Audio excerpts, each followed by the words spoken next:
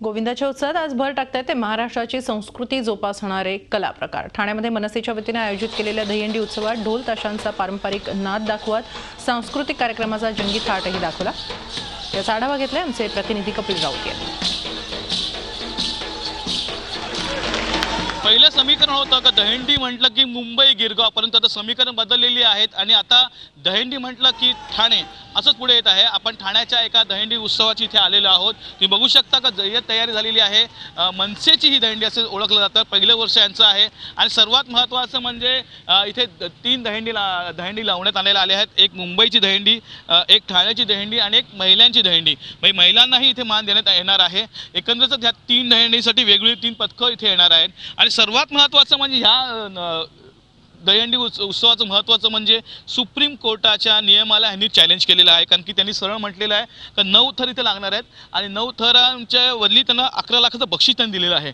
एकंदरीतच हा जरी भाग वेगळा सुप्रीम कोर्टाचा आणि मनसेचा झाला तरी इथे येणारे जी काही लोक आहेत ती परंपरा विसरत नाही आहेत। परंपरा आणि संस्कृती जपण्याचा नक्कीच प्रयत्न करत आहेत। दहीहंडी उत्सव ही हा उत्सव परंपरेचा आणि संस्कृतीचा आहे आणि त्या अनुषंगाने इथे काही ढोल पथकं आलेले आहेत। ठाण्यातलं ढोल पथक आहे, पण तुम्ही वेशभूषा बघू शकता।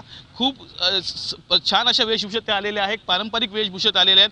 वारकरी वेशभूषा आहे, पुणेरी वेशभूषा आहे आणि ह्या वेशभूषात ही लोक ढोल वाजवणारे नाशिक ढोल वाजवणारे ताई, हा जो वेशभूषा केली याचा मागचा उद्देश काय आहे आणि ह्यात महिला वर्गही दिसतात खूप मोठ्या प्रमाणात? ॲक्च्युली आपली मराठी संस्कृती जपण्यासाठी हे सगळं केलेलं आहे। ज्याप्रमाणे आजकाल मुली ज्या पद्धतीत राहतात, ज्या पद्धतीत, तर ह्या सगळ्या पोशाख एक वेगळंच काहीतरी दिसण्यात येतं। त्यामुळे आमचं असं म्हणणं आहे की कधीतरी आपली संस्कृती सगळ्यांच्या समोर येऊ द्या आणि या पद्धतीने असंच म्हणजे आत्ताच्या येणाऱ्या नवीन पिढींना ह्याच्यातून काही मार्ग मिळू द्या, बस एवढाच आमचा हेतू आहे। मित्रा, काय बोलशील, ही परंपरा संस्कृती जपणं किती गरजेचं आहे? परंपरा ही तर जपलीच पाहिजे। आपली महाराष्ट्राची परंपरा आहे, मराठी माणसांची परंपरा ही जपलीच पाहिजे। त्याच्यामध्ये थरांचं काही म्हणणं नाही। हा चला आपल्या सेफ्टीसाठी वगैरे ठीक आहे, पण जी पहिल्यापासून जी परंपरा झालेली ती आपल्याला जपायलाच पाहिजे।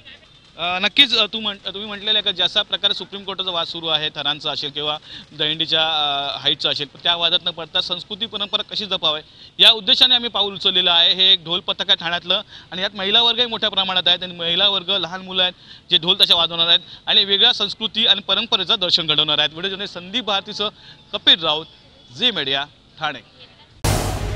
झी 24 तास रहा एक पाऊल पुढे।